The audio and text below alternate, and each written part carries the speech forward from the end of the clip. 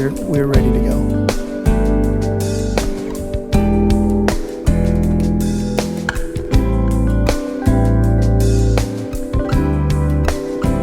Can you repeat that, Desi? Are we back up? I'm sorry, yes, we're ready to go. Okay, if everybody would take their seat.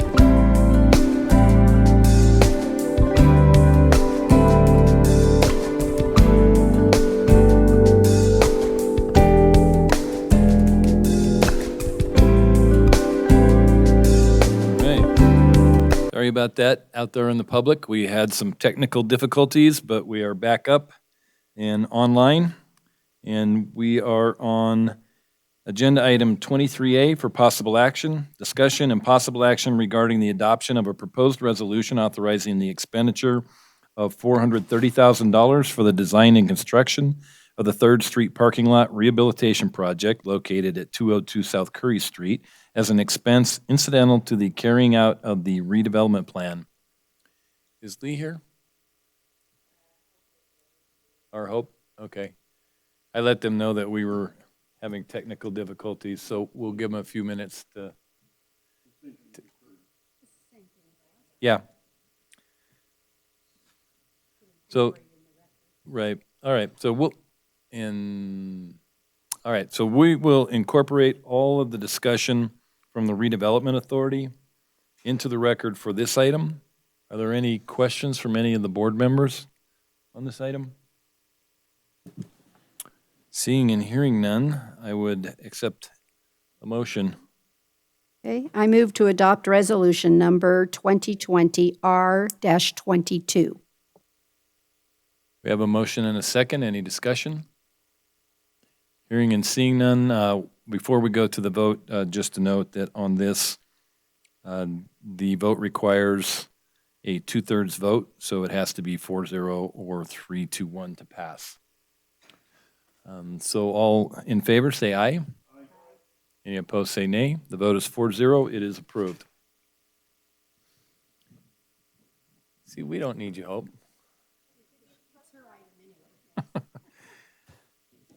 All right, we are now moving to agenda item 23B for possible action. Discussion and possible action regarding a final subdivision map known as Arbor Villas Phase 2 for the creation of 92 residential lots and common area on property zone multifamily apartment located on the north side of Little Lane, APN 004-021-16. Good morning, Hope.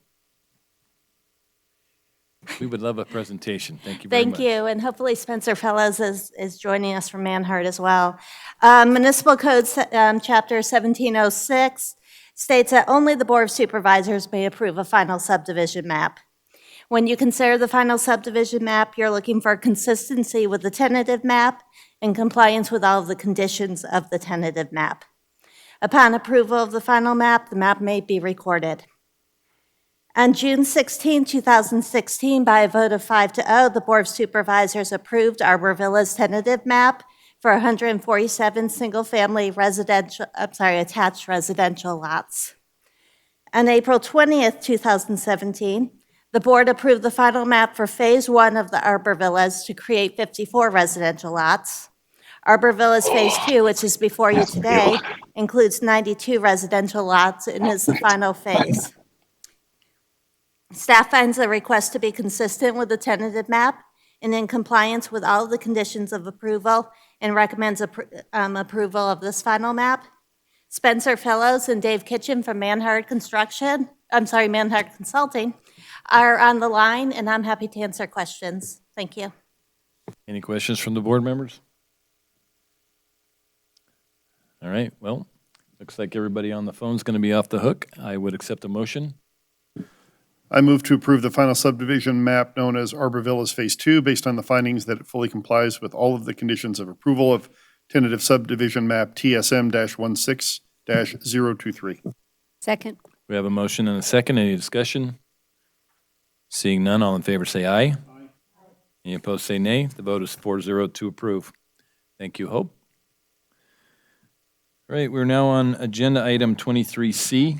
For possible action, discussion and possible action regarding the adoption of Bill Number 114 on second reading, an ordinance authorizing the cultivation of hemp in certain use districts and establishing general standards for hemp cultivation facilities.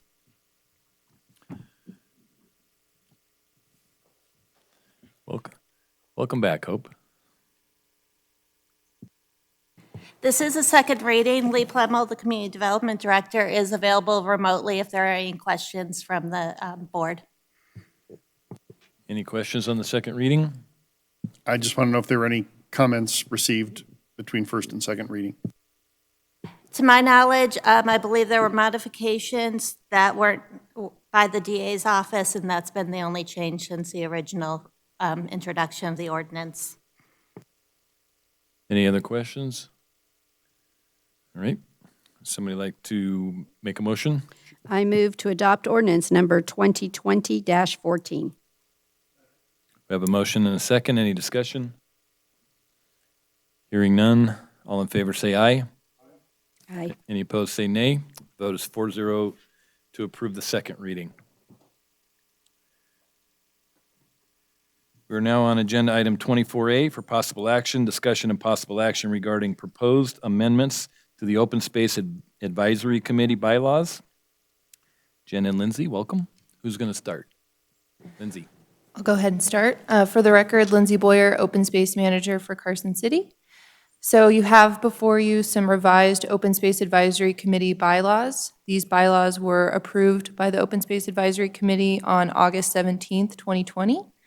The revised bylaws aim to create consistency with the boards, committees, and commissions' policies and procedures, as well as to clarify the meeting schedule between the Open Space Advisory Committee and the Parks and Recreation Commission, which was approved by the board in 2018.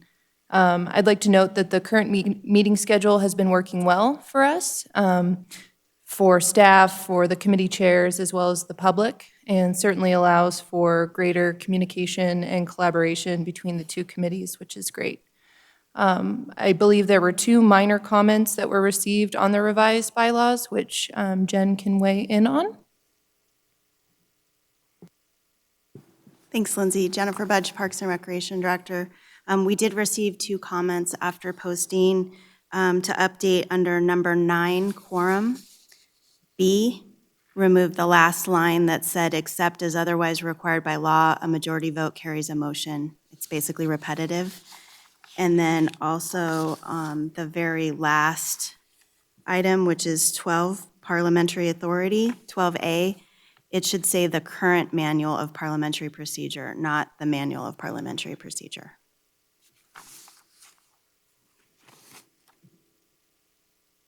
And Jen, there's also a comment inserted in the red line on 10C, whether or not committee meetings need to have a representative of the Parks and Recreation Department present. So you just need direction from this body on whether or not we want that included or not into the bylaws. Correct. So any thoughts on that from anybody? My personal feeling is that I think generally you have somebody there, right? Yeah, that's never been an issue for us. Do you have a preference one way or the other for that language to remain in there? I think, Dan, It's similar to what's in the Parks and Recreation Commission bylaws from that, context, but is there another requirement that would already provide for somebody to be there, a representative to be there in the meetings? Not that I'm aware of. It's my understanding that this provision is tucked in the bylaws just to have staff there as liaison for the public meeting, but it's, I don't think that there's any requirement statutorily or in CCMC that I'm aware of. Stacy? Yeah, I'd like to have it there. I think our liaison as a board is through staff, and I just think it should be in there. Well, I'm going to concur in this case. We don't have a board member that sits on OSAC, so without having a staff member present, we would have no liaison. So I agree in this case that it should be in the bylaws. Any comments, John?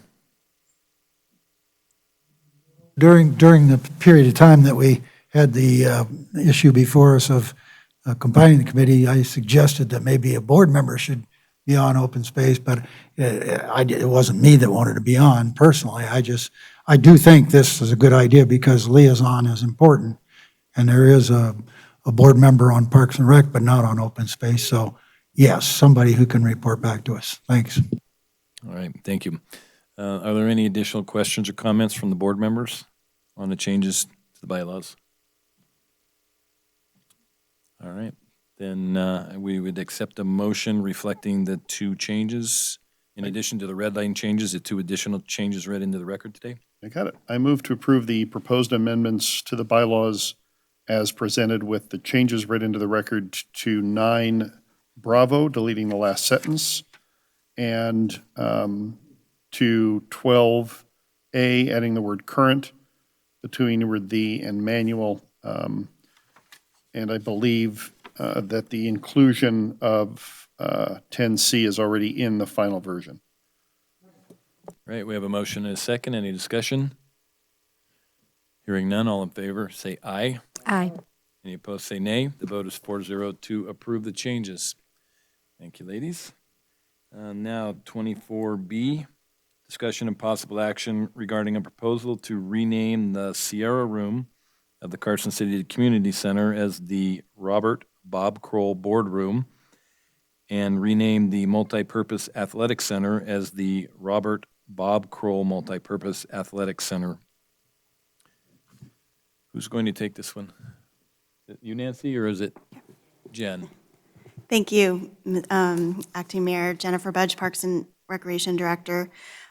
We had a special meeting of the Parks and Recreation Commission based on the request that went through the city manager to rename both the Sierra Room and the Multipurpose Athletic Center after former Mayor Bob Crowell. There was no greater supporter of the quality of life in this community than him. I think it's very fitting. You have a copy of the request and a copy of the resolution that would need to comply for your consideration in your packet. Any questions or comments from the board members? I'll only take note of the public communication we got on whether we should shorten it to something else. It doesn't matter to me, but I think we all got that. And we have correspondence from members of the public that include Susan Kroll, Bob's wife, who support the names as presented. So my preference would be to just leave it alone. And I thank the members of the public that wrote in to support this item. As Jen said, there was no greater supporter of the quality of life in Carson City than our former mayor. And it's an honor to be able to name these facilities after him. So would somebody like to make a motion? I would. Okay. I move to rename the Sierra Room of the Carson City Community Center as the Robert Bob Kroll Boardroom and the Multipurpose Athletic Center as the Robert Bob Kroll Multipurpose Athletic Center. All right, we have a motion and we have 3 seconds, which makes it unanimous. All in favor say aye. Any opposed say nay. It's unanimous. So when we reconvene back in the former Sierra Room, when the work is done in there, we will be reconvening back in the Robert Bob Kroll Boardroom. We are now moving to agenda item 24C for possible action, discussion and possible action regarding the Parks, Recreation, and Open Space Department fee policy and schedule to become effective upon approval for new fees on January 1st, 2021 for sports field usage and tournament fees, and on June 1st, 2021 for facility and program fees. And regarding the proposed repeal of resolution number 2009 R-6 and all previous resolutions establishing or administering fees pertaining to the department, including cemetery operations. Jen? Thank you. Jennifer Budge, Parks and Recreation Director. I apologize for the long agenda title. I know it's kind of a lot to absorb. Before I start, I wanted to just take a moment and acknowledge Supervisor Giomi's comments earlier about looking at a citywide process and tiered structure, any way we can have things across the board citywide, we're in complete support of that.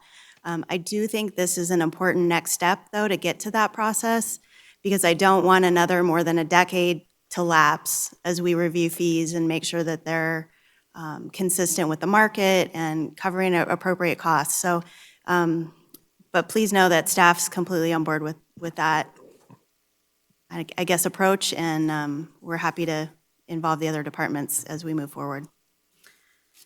So you have a copy of your PowerPoint in your packet, and it's up on the screen for the members of the public.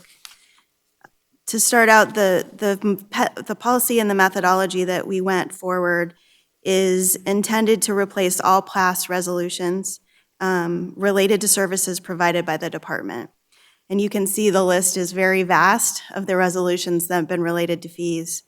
And it's primarily the 2009 resolution, which provided general procedures for the department, but it did not address any of the cemetery fees. And those were brought forward in several separate requests. They're very difficult, honestly, to interpret for the public, which is part of why we decided to move forward on a policy. The intent is to repeal all those prior resolutions and establish new guidelines for making sure fees are current and reviewed on a regular basis involving the public. Public outreach, since commercial businesses are such a small percentage of our customer base, we did ask the DA's office to give us an opinion on whether a business impact statement was required or not, and it's definitely not. To just give you a snapshot of what our commercial base is, if you look at the theater, only 13 days a year are used by commercial use out of 365 available to book days. With the rifle and pistol range, it's less than 10% of our overall user base. So it's a very minor part of the service we provide to the community.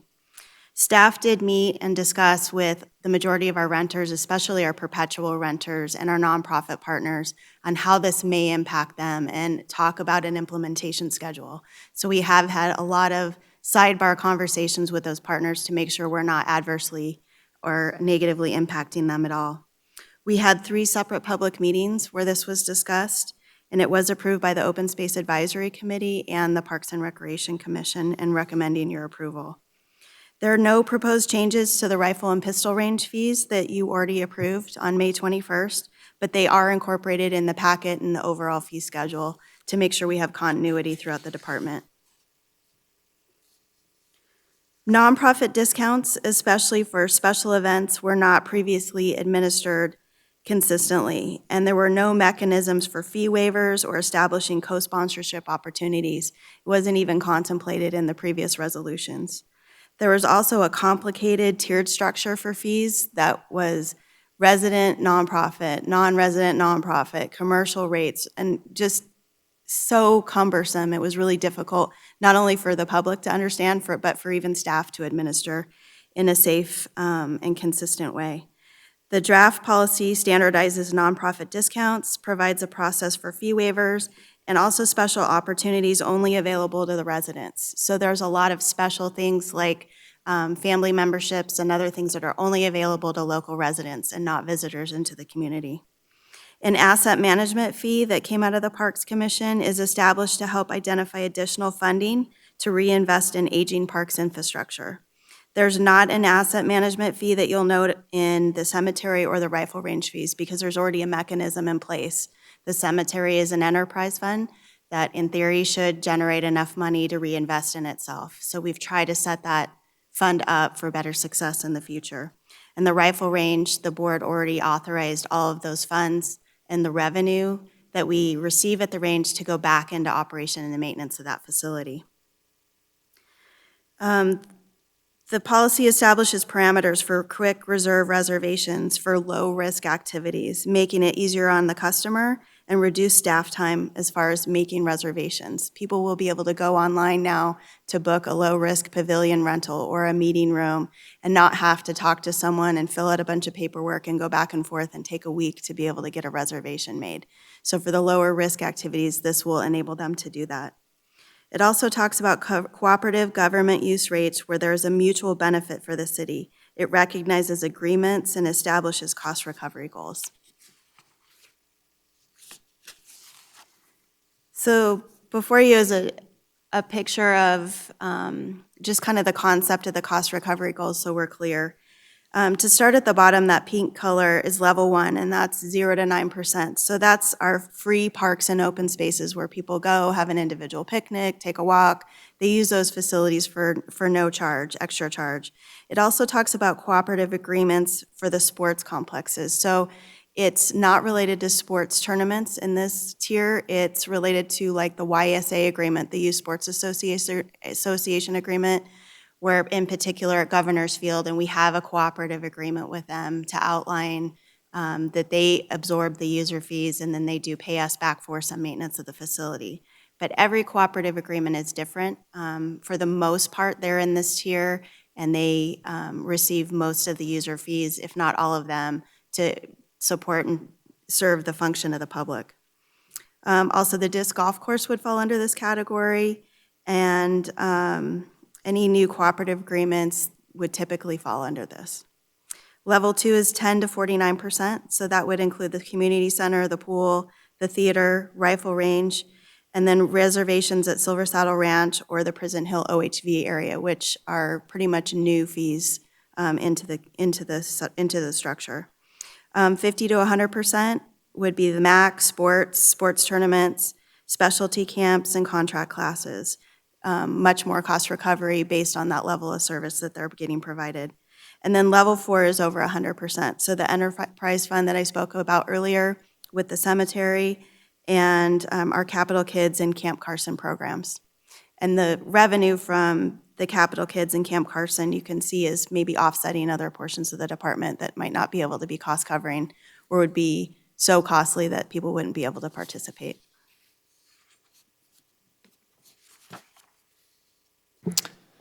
All right, so now we're going to move on to kind of the fee schedule. And so for the record, Dan Arp, Recreation Superintendent. So I'm just going to quickly go through the specific fees. We know that we gave you a packet. It has 10 pages worth of, we try to cover every possible fee that we know of within our department. I'm not going to go through that, obviously, for time reasons. But we just kind of are going to highlight kind of a few of the major areas that we felt like we're making changes to. So across the board, we're trying to raise fees anywhere from 10, 25% on average. And then there's a few areas where we're making significant changes or where we're changing the way we do things. And so I'll try and highlight those. But obviously, at any point, if you have any questions about something that's not covered, or we'll be happy to talk about it. So starting with the aquatic facility and the MAC, the main focus was to restructure the membership fees to create more value. So the way the MAC is and the pool is currently structured is we have drop-in fees, punch passes, and then you could do either a 1 month or a 3 month pass. We don't sell a lot of the monthly passes because the value is just not there. It was based off of you had to go 25 times. It was the equation that was used, and that's pretty much you have to go every single day that we're open in order to get the value out of it. So we restructured the equation of how we are creating those fees to hopefully reduce those fees actually and have more passes sold. And as we said before, that those passes are only available to Carson City residents. So we want to create more value for Carson City residents instead of trying to ask every single person who comes into the facility, whether resident, non-resident, that would be cumbersome, create lines. So we just want to create special passes for residents. We also have a lot of requests to add a family pass. So currently, we only offer a family rate for that 1 month and that 3 month pass.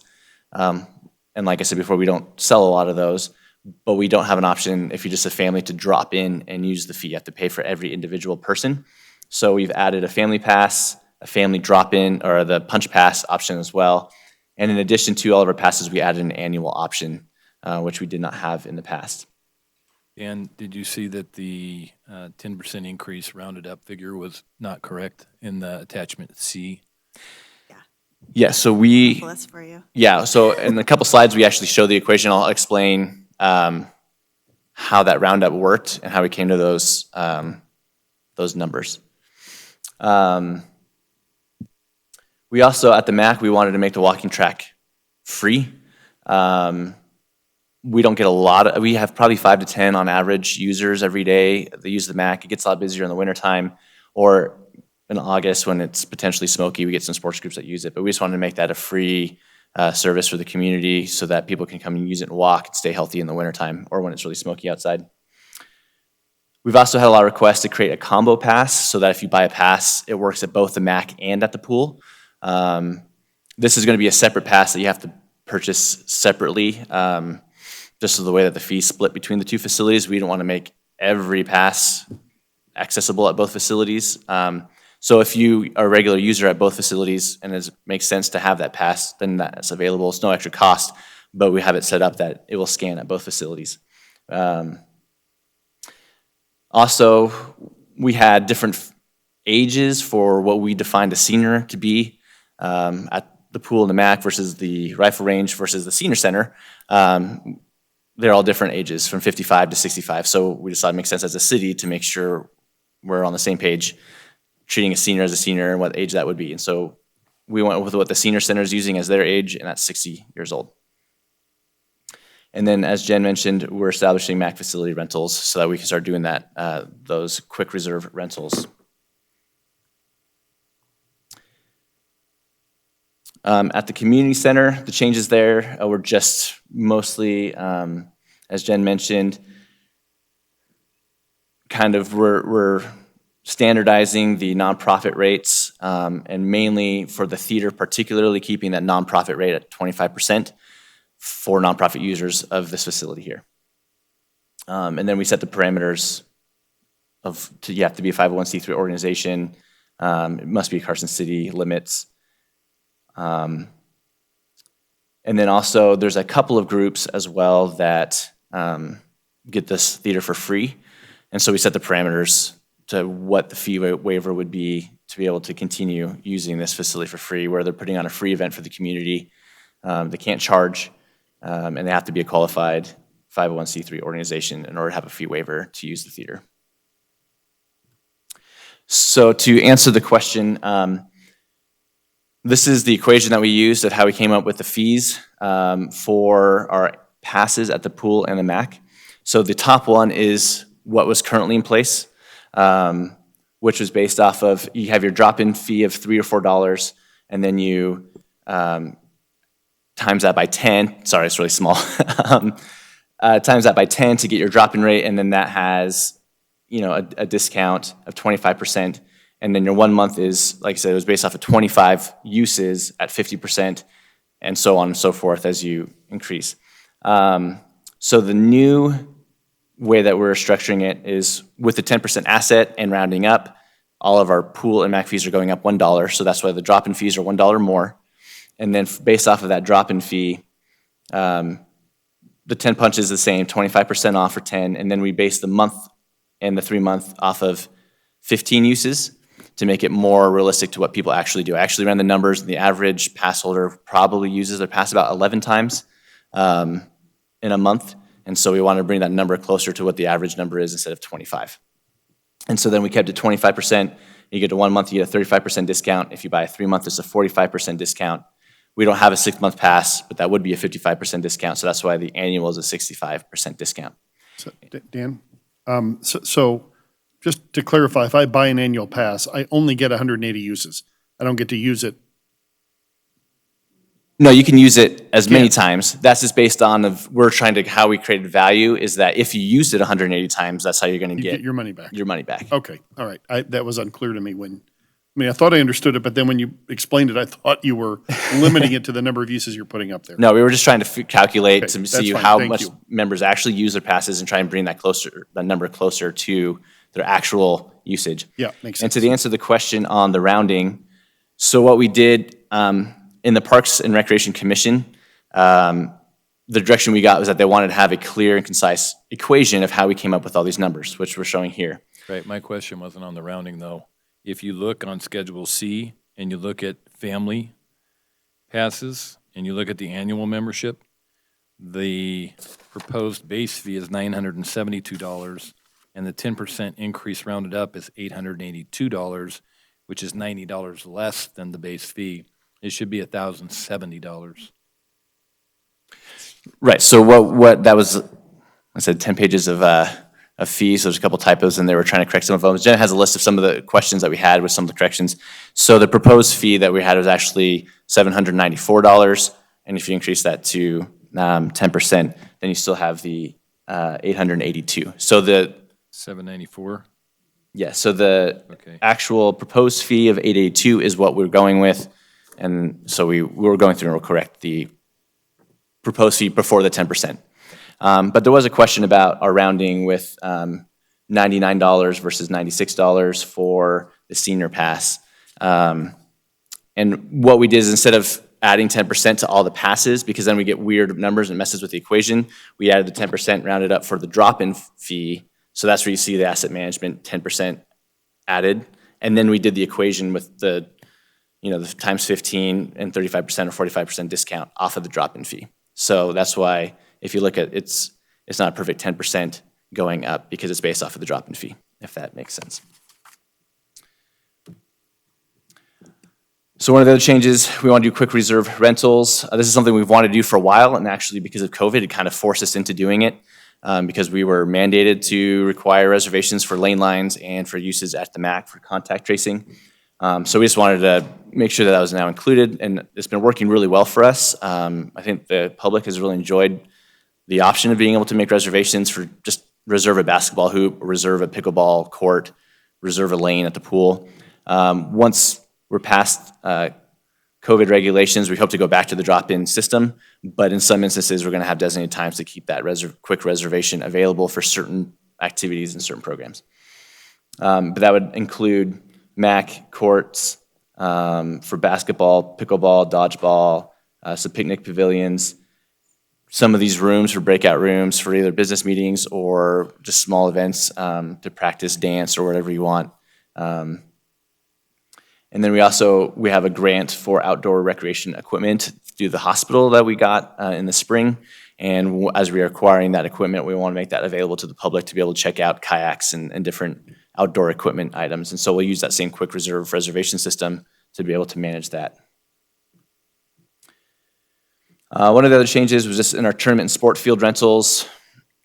We have 3 different sport fields, and each one was managed by, so Governors and Pete Livermore were managed by our park staff, and then Centennial was managed by recreation staff. And over the years, they just had different policies and implementation of how they charge fees, which obviously in life we want to make sure we're on the same page. So that's what these changes are, is just, and that's why it shows on the current fee a range from 35 to 45 or 65 to 80 is because that encompasses how all the different fields charged.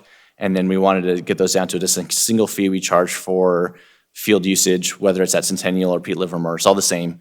And a lot of it was based off of like how much grass or how much dirt was on the infield, and we just wanted to come up with the easy fee, but wasn't based off of exactly how much maintenance per one field, but just a simple fee that cover our costs moving forward, so we're on the same page. With the sport tournaments, we also wanted to put some fees in there that didn't exist before. A lot of our sport tournaments, we don't charge anything because they're endorsed through the CTA. However, sometimes a week notice, they cancel on us, and we've already purchased things, we've already done field prep sometimes. So we just wanted to have a cancellation fee in there so that if they do, outside of the CTA, we actually do get some reimbursement for that. So we included those fees in here as well. Marketing and advertising fees is kind of a new thing for us in the past couple of years, but as we've grown kind of in popularity in the community with a lot of our events, there's a lot of businesses have come to us with wanting to either advertise or sponsor our events. So we just needed to create a fee structure for that, which didn't exist in the 2009 resolution. And then with implementation, because we're a very seasonal department, we're kind of implementing it through phases. So a lot of these fees are new, and if there's a brand new fee, we just assume we would be able to implement those immediately. So such as, renting outdoor equipment, there's no reason to wait till June. We have the equipment, someone comes to us, now we have a fee we can do. The majority of our fees implement on June 1st, and the reason for June 1st is because that's in between seasons for us.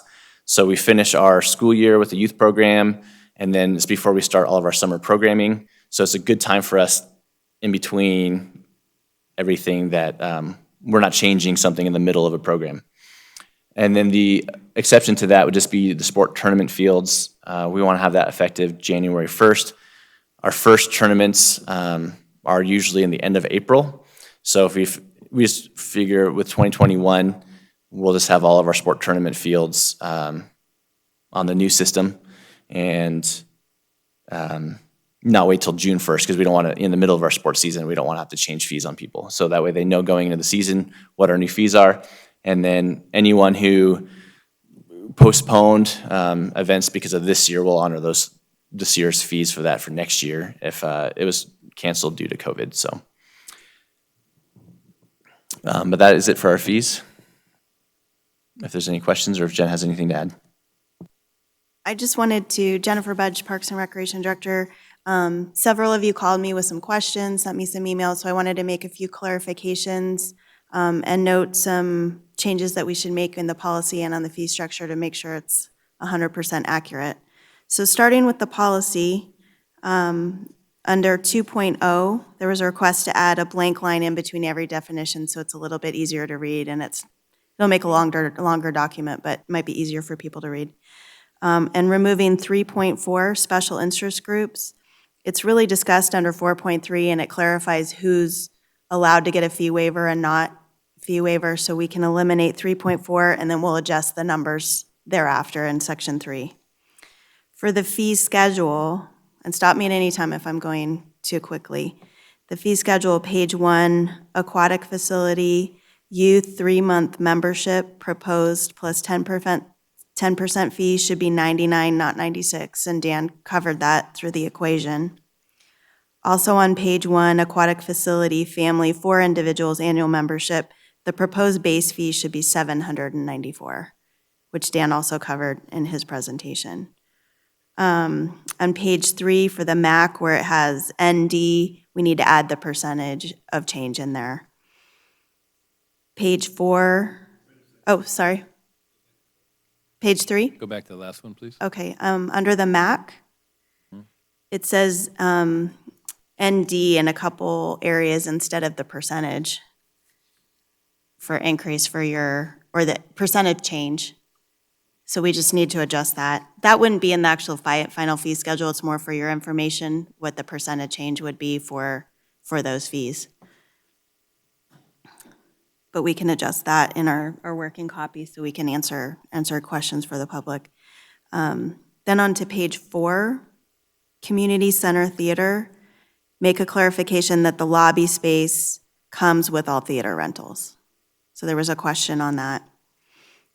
We did add a separate fee just for the lobby, you'll see in your packet, because some people just want the lobby space and not the theater for their function, which happens quite frequently.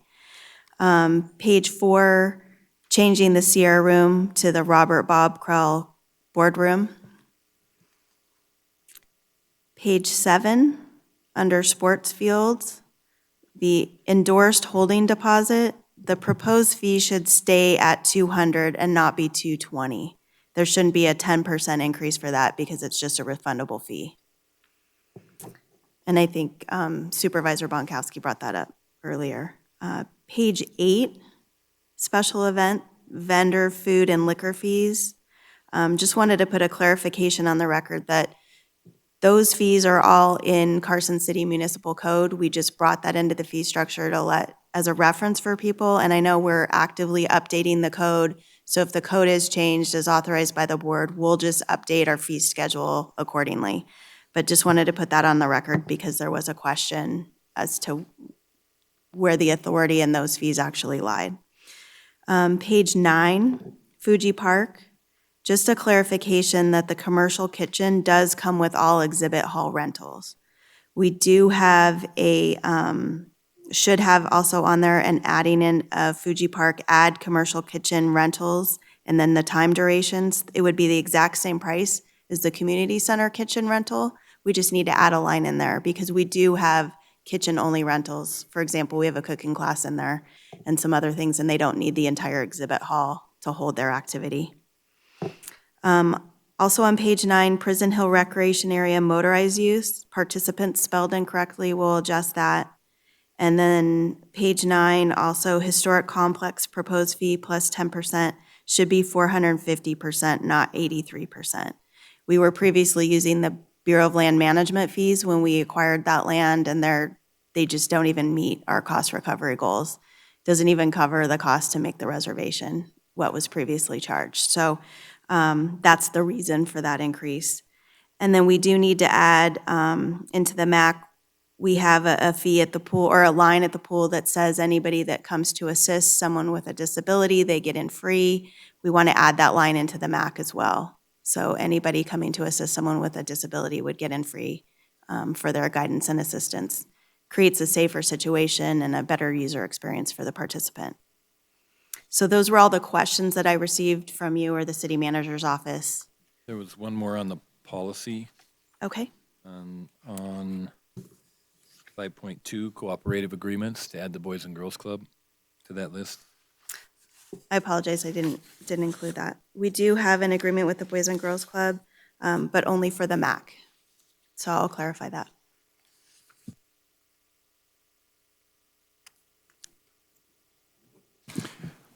Yeah, this is sort of unrelated, but I noticed that you said that Bob Baldrick Theater here is used 13 times a year, roughly. I assume occasionally there's more than that. That's not a lot. That's and only for commercial renters. Right. It's actually reserved, I think, over 290 days a year. Yes, I understand that.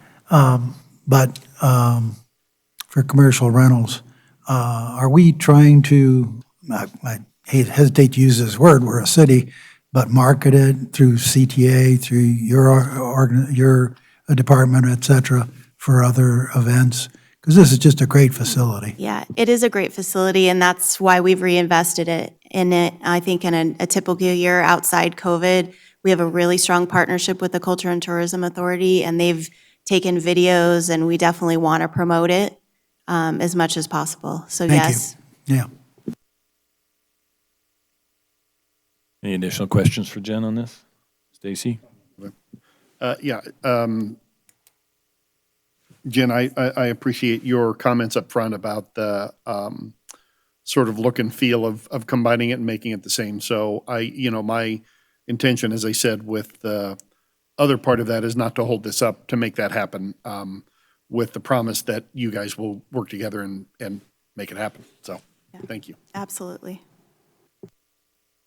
I just want to comment and thank the Park and Rec Commission and the staff. I think we worked a very long time to find what we thought was equitable to the department and to the public. To find that sweet spot is pretty difficult because, of course, no one wants to see a fee increase, but to recognize that you cannot operate these facilities without some recovery. But I think the Open Space Committee, the Park and Rec Commission really worked hard with the city staff to accommodate this, and we've got just a really good product here. So thank you to everyone. Yeah, we didn't spend a lot of time on this, but the roll-up, the 10% increase roll-up that goes to the asset management program is critical as well. We had an item earlier today talking about our facility condition assessment, and the next step for us is to find stable funding. This is one more step towards creating that stable funding on an annual basis. And I just want to say how proud I was that the commission recognized that they needed more funding to be able to keep these facilities as prime as we can for the public. So I was very happy that they were in favor of the 10% asset management fee. Any final questions or comments? If you could state on the record, either Nancy or Jen, that 10% fee will go to a special fund that's designated for park asset management specifically, not for general city asset management. Thank you, Supervisor Giammi. Jennifer Budge, Parks and Recreation Director. We did review it with the Finance Director, and it would be funded through the 210 fund, I believe, and funded out of there. And then I think part of that CIP process is identifying that line item, and then hopefully it would dovetail with the priorities from the asset management reports and our CIP plan and all of that. So definitely some additional coordination that would need to be made, but yes, additional 10% would be dedicated to, parks infrastructure.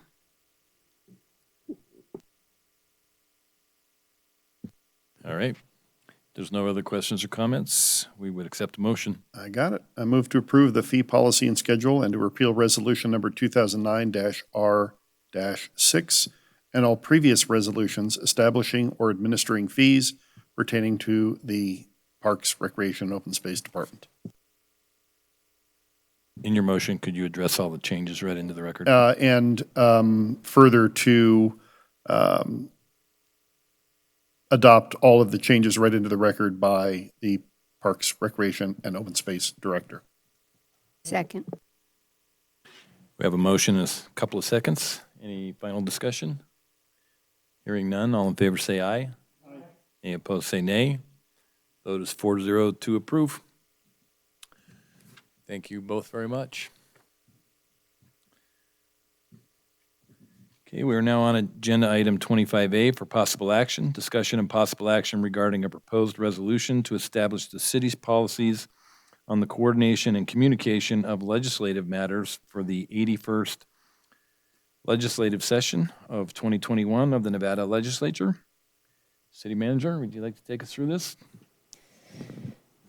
So before the start of each legislative session, the board adopts a policy resolution that addresses the involvement of the Board of Supervisors, the city manager, department directors, city employees, and our contract lobbyists with respect to their discussions on legislative issues with members of the legislature and with respect to the submission of testimony before legislative committees.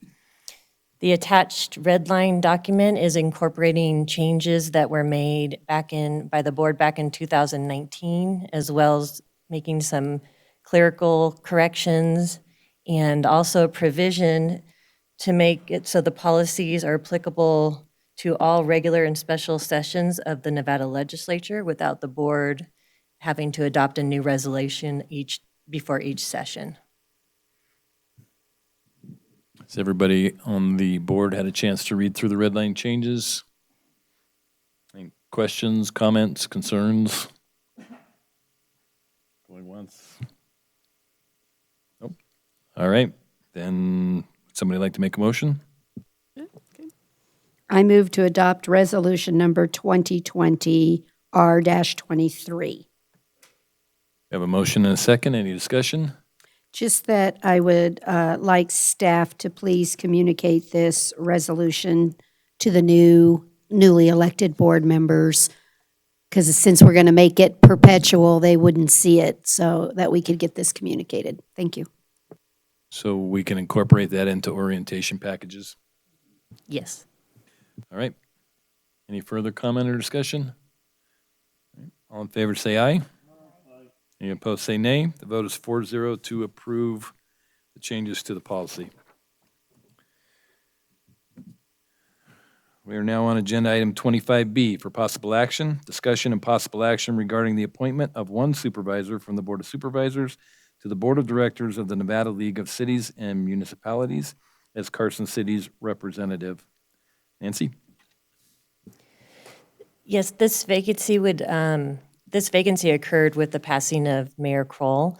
And so this is looking to appoint a member, one of the Board of Supervisors to be on the Board of Directors of the Nevada League of Cities for a term through December 31st, 2020. Correct. So this is just to fill Bob's remaining term. I did have some questions on why the new board wouldn't make this appointment, and that's because this is just to cover the next 7 weeks. And then the new board will make a new appointment at that time from one of its members. So who wants to step forward and volunteer for this? I'll go ahead and start. I just wanted to say I think it is important that we fill this because there are preparations being made and things being discussed at both League of Cities and at NACO that affect legislation. So it's important that we don't miss our representation. And Mayor Bob did a great job of representing us, was the former president of that organization.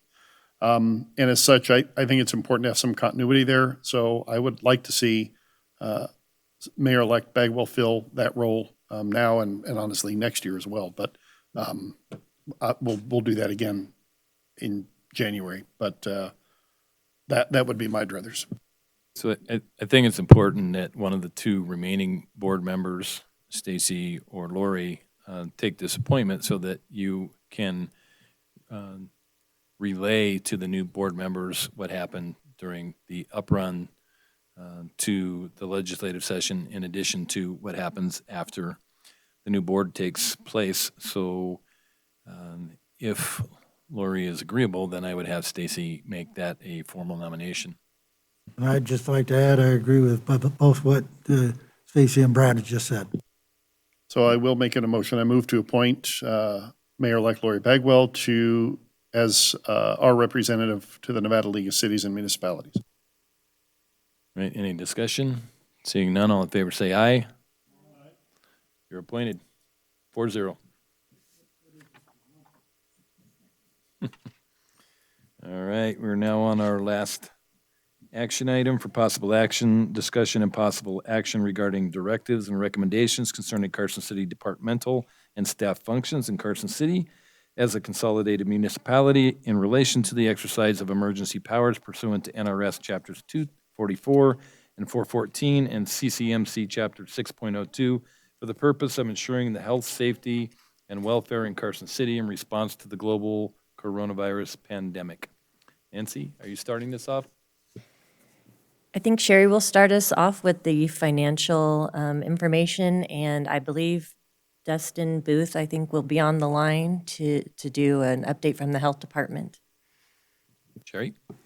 Good morning. It is still morning, right? It is. This is a great setup. This is the first time I've been in this room, and it looks really nice on WebEx. I'm not gonna lie. So as far as taxable sales for the month of August, they were again up 15.5%. I don't know how this is happening, but let's keep it going. For only 2 months of data in the new fiscal year, I'm showing that the actual cash coming in is 13.4% up from last year. So don't get too excited. It's only 2 months worth of data. Anything can happen. I am showing gas taxes, though, are down 13.5%. So I have a feeling a lot of the state workers are working from home, just not as many people are driving. So I think that's our issue. So again, we're only 2 months in, so anything can happen. But until the state workers get back to their desks, I don't know that number is going to increase. I wanted to give a little update on the CARES Act spending. So we have about approximately $4 million left to spend. We haven't finished all the renovations here, so that's not spent. And there's 1.2 million, about 1.3, somewhere in there, for the school district. I have talked to them. They swear they're going to spend that money. So hopefully that'll get spent, and about half of the nonprofit awards that we gave out are still not quite spent.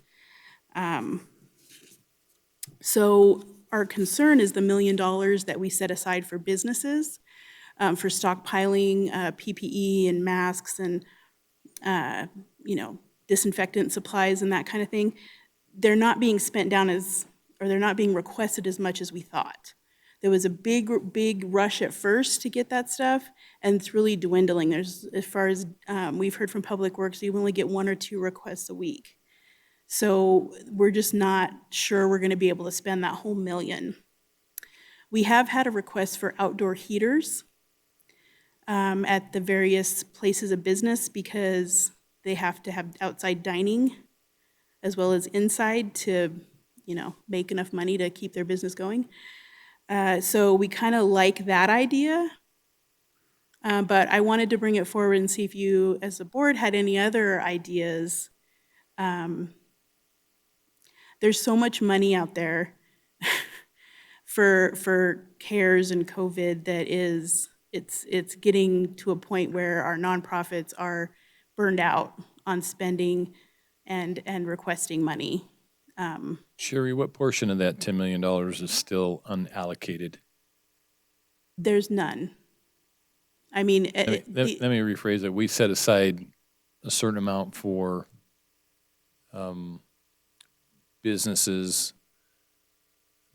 So do you have an idea of the unspent portions? What is that I'm total? sorry.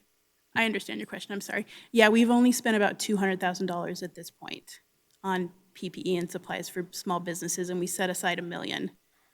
So we're looking at about $500,000, maybe a little more that, because I don't know that we want to stockpile $1 million in supplies and nobody ever uses them, because they're going to end up going bad, and we're just going to end up throwing them away. And has the hospital spent all of their allocation?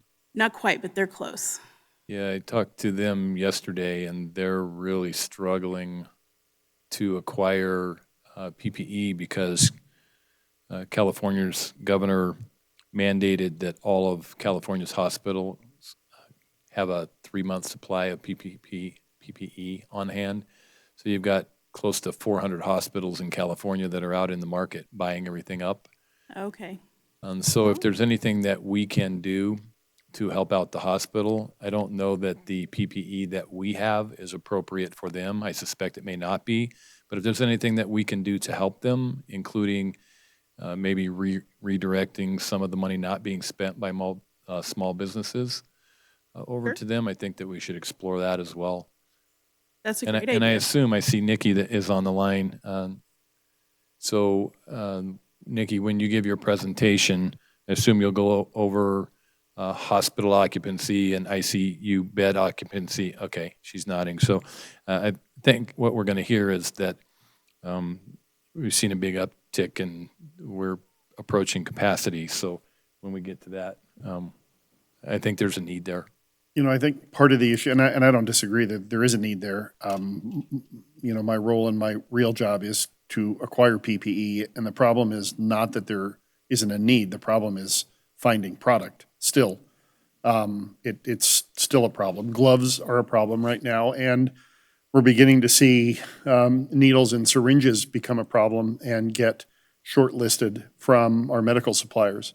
And that's because people are ramping up in anticipation of providing the vaccine, even though we don't have a real clear direction on how that vaccine is going to work yet. So I think the heater thing is a good idea. I don't know if you need a motion, but I think that's a good idea. I think it is a good idea to stockpile PPE because I agree, not $1 million worth, but while people, I don't know that we're not going to cycle back into, masks are going to be needed for a long time. Even when the vaccine comes out, with the number of people who decide to get vaccinated and the schedule of vaccination, you could be talking about the vaccine not being available to the general public until sometime mid next year. So masks, particularly the, surgical face masks, are going to be needed for a long time, and they don't really go bad. So, buying some of those is a great idea. Continuing to buy those is a great idea. But I agree with Brad. I'm willing to help the hospital out more. And I do like the heater idea. If we can help our businesses in that way, whether they become a loan or whatever, that's something you guys can work out in terms of how they get them. But anything we can do to keep businesses operating while we're providing safety for our citizens, I think is a great idea. So I brought the heater idea forward because I'd been approached by a few, and I really see it even maybe a little bit larger than just restaurants. Some people may then be able to spread out some of their inventory. I would just throw it out there again as an item that people can purchase. And so have we got the fire department to give us the approval of which one? I believe they're still working on that. Okay, because I know that was the outstanding issue, is to make sure we have the fire department. Darn fire guys, I'll tell you. Yeah, darn fire guys, that's right. Yeah, we definitely don't want a bunch of Completely liability unreasonable. issues because. But we're I think giving it's out. a super idea is to get some of those out. And I also agree, I'm all right with a stockpile and helping the hospital because we definitely want to utilize our money for our local needs. I think the other thing, and Nikki can speak to this or provide you some direction. I mean, it really is not clear, even though states and health districts were asked to put together a vaccine plan. Without knowing what the vaccine looks like, it's difficult to make that plan. But, there are everything from 2-dose vaccines that are being worked on to single-dose vaccines that are being worked on. One of the leading vaccines does require deep freeze, Yeah.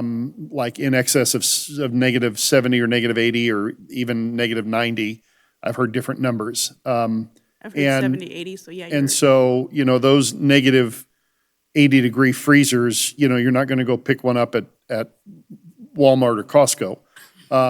So, we might want to look at acquiring, the ones I've been looking at are $10,000 to $15,000 a piece. Oh, And so that might be an opportunity for us to buy, 2 or 3 that could be used in the community, whether it's the hospital or some of the other nonprofits who could be alternative storage sites.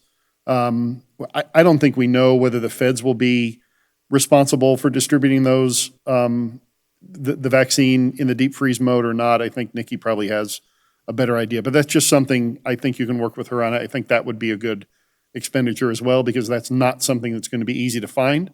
especially if they finally Particularly announce if it. that and is the then requirement. That's Everybody's right. looking for it, yeah. So there's not much you can do with them, otherwise, Yeah, I and they suppose you do, could- and I want to be, very open about this whole thing. We've heard from the feds several times that they keep talking about extending the December 30th deadline, but they still haven't done it. Right, I know. And it's getting close to the holidays, so I'm not expecting them at this point. It's just kind of too late. Well, and I know that NACO has worked through our legislative body to ask our congressional representatives to try and get that extension, but with the election going on and that second coronavirus, relief package that got mired, I agree with you. I don't know that it's going to happen. So we should have a plan to spend it. Yeah, I agree. Okay. I will let Nikki take over if there's no other questions. Thank you very much for the direction. Nikki? Can you all hear me? Yes. Okay. So first of all, I apologize that I'm not there in person. My husband graciously shared COVID with me, and it was a workplace exposure, so I'm at home. Yes, talking about the vaccine, we're not sure what vaccine we're going to get yet. That has not been released, and it sounds like the feds don't even know at this point, but we have been planning, doing a lot of planning about how we're going to receive this vaccine, what storage it's going to need, and that. So I'm very glad to hear the discussion about looking into purchasing some ultra cold freezers for our community, because that is one of our challenges that we were facing. So if everybody's okay, it sounds like I can take the lead and look at maybe a community freezer, and we can decide where that freezer will be, and it can be used for our community. So any questions on any of that up to this point? No, I think that at the end of this agenda item, we'll just do an official directive to staff to address the freezers and any other items that come up. Sounds good. And yes, as Supervisor Jomi brought up, getting the PPE is difficult. How it's working is there's many companies out there that you can purchase PPE from. However, if you have not had a purchasing history with companies, then they're not dealing with the individual organizations. And you all approved one of our POs that have exceeded 50,000 to purchase PPE, which we take every opportunity as they come up to get that purchase. So it is difficult. As far as stats, so I'm reporting on the period October 18th through the 31st. There were 138 new COVID confirmed cases in Carson City. That's an 11% increase from the following 2-week period, which was October 11th through the 24th. The average age of Carson City residents is 37 years old. The most common exposures in Carson City were contacts with a known case, that's 51%. And next, going to the grocery or retail store, 23%, going to school, 15%, or working in the healthcare industry, 14%.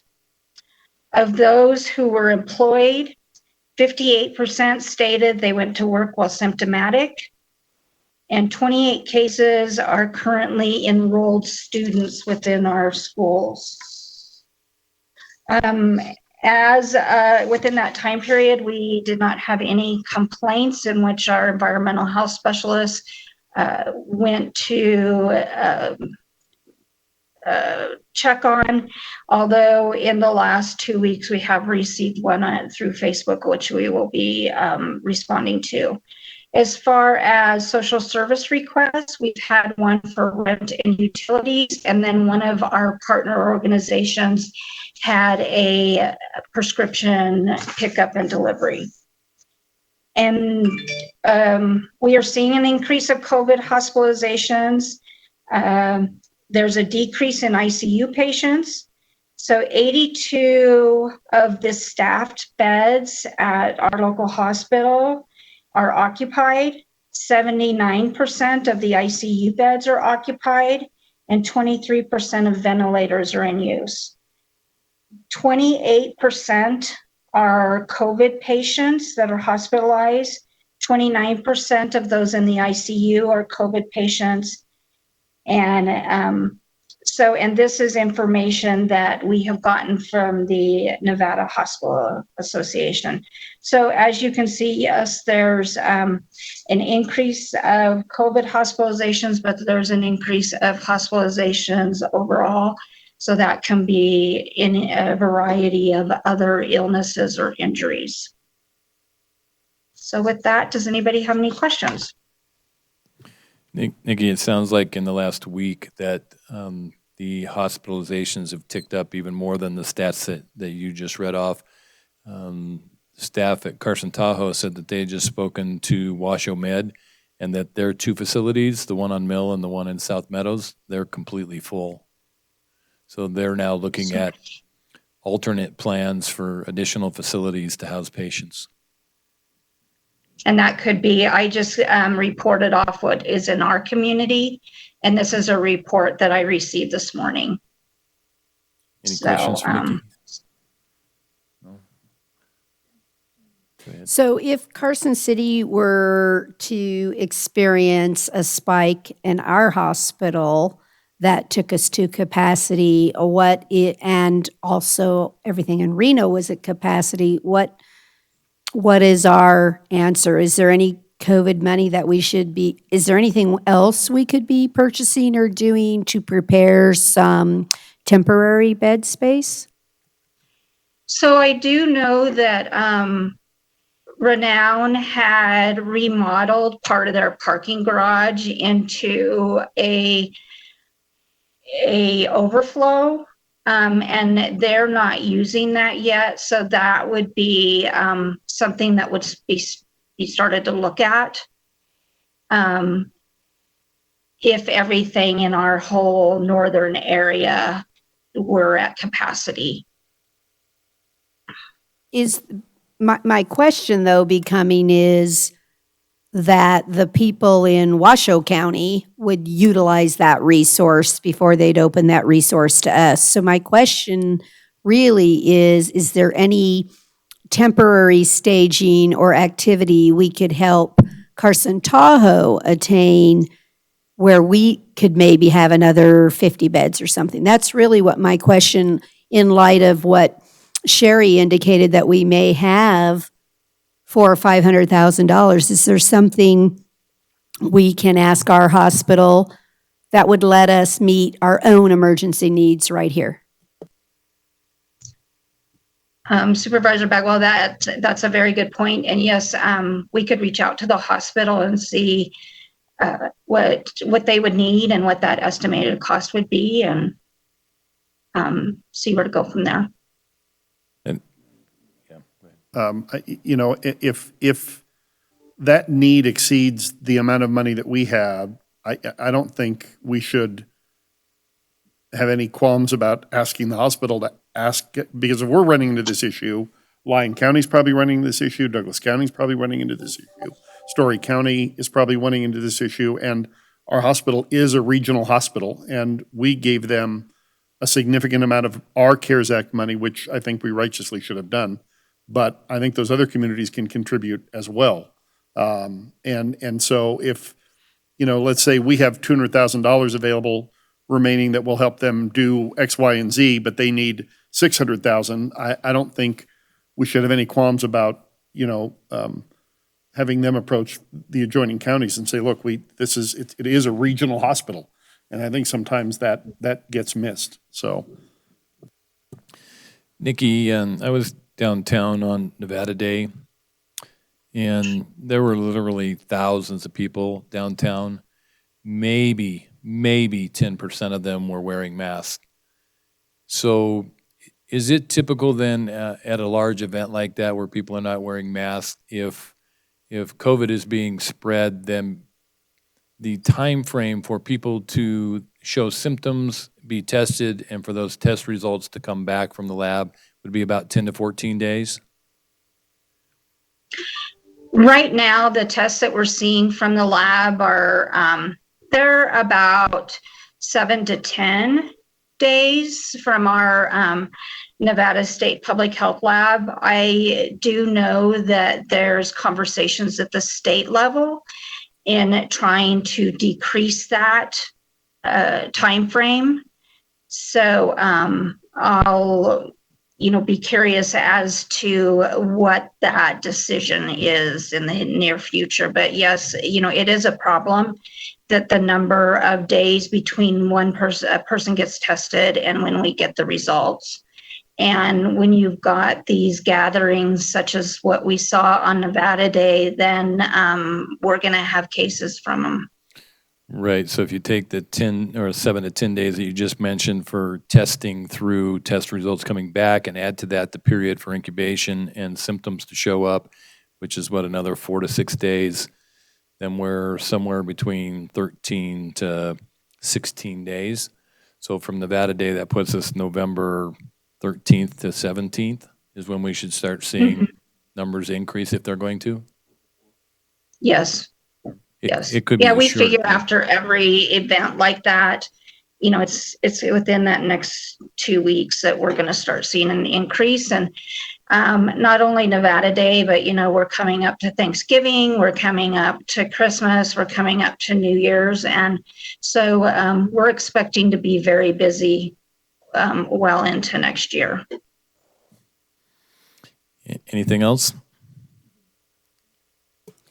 So That's I have all I another have. question, Nikki. I know that we send our tests to the Nevada lab, but my question is really around the fact that we're asking people not to go to work, wait for your test results. And frankly, I don't think that can happen. If people do not feel sick, they take their test and it takes them 10 days to get the answer, they're not staying home. So we can send it to a different lab that I know we'd have to pay for, but would it be worthwhile for us to be able to give people answers in 2 or 3 days? Because I think they would stay home for 2 or 3 days waiting for their test result. And so I'm just wondering if, again, we have some money left when we're looking at all of this, would it not be more advantageous for us to get the results to the people quicker so that they don't go to work and they do stay home if they have it? It's just to me, I just don't understand why we're not working towards a 3-day goal of getting them their answer. I agree. And we've had started having some of these conversations. Roughly what I have found is the cost to send to another lab is about $95 a test. And it may be good use of some of our CARES Act money for right now. But I also, want to keep the conversation going with the state and come up with solutions, because this is going to be with us for a while. And we may have the money to pay for tests through the end of December, but then we're right back into the same situation January. So absolutely, Supervisor Bagwell, I agree. We could do something in the short term and continue having those conversations with the state. Well, and I especially think it's necessary right now because we're coming to the peak period of Thanksgiving, Christmas. Those are when people aren't going to wait for the test and they're going to go be with their families. So I just think this is, if I have to spend money on testing, November and December seems like the right answer to me to help mitigate and hopefully keep the percentages down. So just again, want to throw out, I know it's not the long-term solution, but I certainly think we're coming into part of the worst season. So I want to help mitigate anything we can. Thank you. You also have to remember that Thank you. the health department is not the only one doing testing. So the hospital's doing testing, Renown here in the community is doing testing. Our organization's doing testing, and everyone uses different labs at different times. And the contract labs are not that much faster, quite honestly, than the state lab. And you're paying money to get the results and not getting them maybe a day faster, maybe 2 days faster. It isn't that much faster. Well, I know I had and a as you friend that went and increase- paid. She Yeah. got her test results 2 days later because she couldn't travel on a visa thing. She's getting 2 days. They paid I think she told me it was $102, but she had her answer 2 days later certified. There are some of those Oh. that are doing it, and those things that are related to travel, you're sending them away, and it's, that's a completely different setup. Those locations are not set up to do mass testing. They're specifically set up for people who need quick results. It's not quite the same thing. And there's a lot of different tests out there too, and I think there's a lot of confusion because there are a lot of places that are now doing rapid tests, which, ourself included, which are typically have a high false negative. And so someone can say, hey, I paid for a test, and what they mean is they got a rapid test and they got the answer in 20 minutes, but the accuracy of that test is not valid. Like our organization or any healthcare organization wouldn't accept a negative rapid test as proof that you're negative. So there are a lot of intricacies to that testing part, and just to have someone say, I paid extra to get a quick test, doesn't mean that they got an accurate test. And our organization we do have the ability to do a rapid test.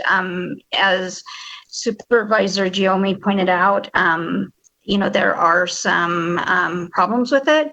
But we are under the governor's orders of who that we can test with that. And it's our first responders and individuals that are critical to the COVID response.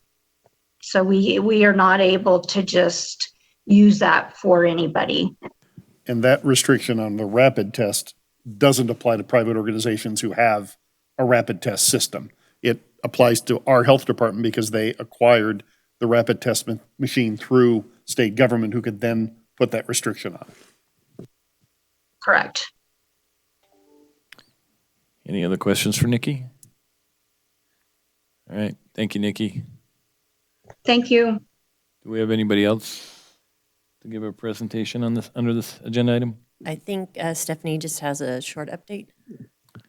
Stephanie? Thank you. Stephanie Hicks, Deputy City Manager. This actually might be under item 27. It's about South Carson Street. So did you want me to hold for a minute? Yeah. Yeah, let's wait.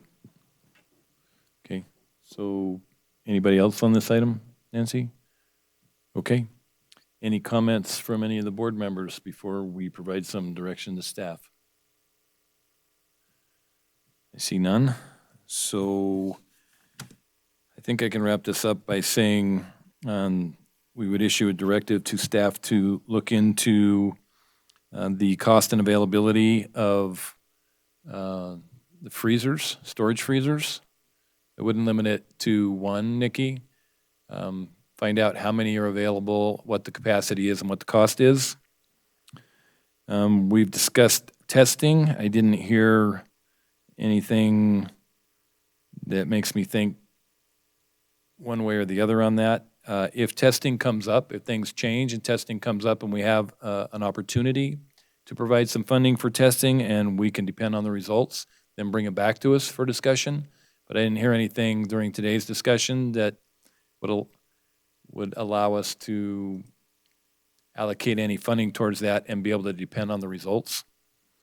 And then finally, to reach out to the hospital to see if there's anything that we can do to help them, either in preparing additional space or in acquiring PPE or any other item that they ask us for help on. Was there anything that I missed? And the heaters. Oh, the heaters, yes. And to look into the availability and cost of space heaters for outdoor use for restaurants or other businesses, small businesses. And I think we should still try and stockpile some PPE. I think there's going to be a need well into next year when that money's gone. Yeah, items of PPE that are not going to expire or go bad, we should be looking at acquiring as much of those as we can within the amount that we've allocated.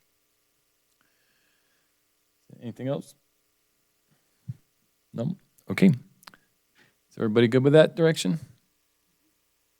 All right.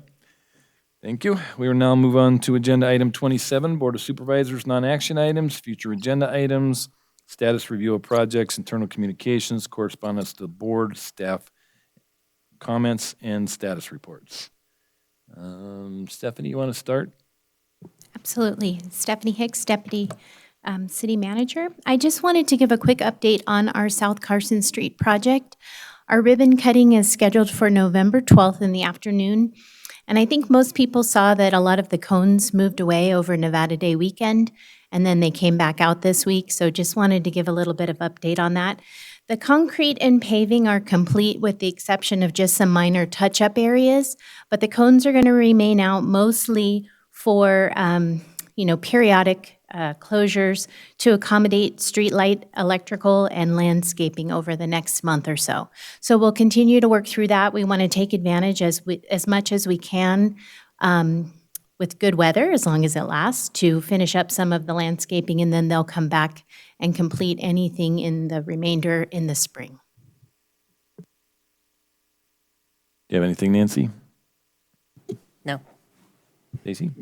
I have a question for Stephanie about the South Carson Street. Are those, it's way too late in the process to make any changes, but I'm just curious, all of those rocks that were there sort of between the frontage road and Carson Street, are those staying or getting replaced with real landscaping? Do you know? I would have to check on that for Okay. you. I was just I think it curious. may be a combination depending on where there's irrigation available. Yeah. So I can double Okay. check that for you. It looks like it's a combination. So there's certain areas where they pulled all that rock out and Yeah. then put it back in. Yeah. And then there's other areas where they pulled it out and looks like they're going to put boulders and landscaping in. I just wanted to comment, it's been a while. I think we missed the last board meeting after the Water Subconservancy meeting, but just a recap, as you know, the water year ends September 30th. The new water year starts October 1st. So for water year 2020, which ended at the end of September, as compared, this is the Carson River stream flow comparisons, as compared to the long-term average it was about 52% of normal for stream flow. So usually we see about almost 300,000 acre feet of water through the Carson River as measured in Carson. And this year it was just a little over 152,000 acre feet. So it was, by all measures, a pretty dry year across pretty much the whole Carson River basin. So that was it. Lori? Nothing? John? Nothing? All right. Future agenda items, Nancy? None? No. Okay. All right. Well, if nobody has anything else, then we will move on to our final public comment. Agenda item 28. Desi, is there anybody on the line for public comment? I see no final public comment. All right, then we will move to agenda item 29 for adjournment. Do I have a motion to adjourn? All right, we are adjourned. We will be back here for a special meeting of the Board of Supervisors at 1 o'clock today. Thank you.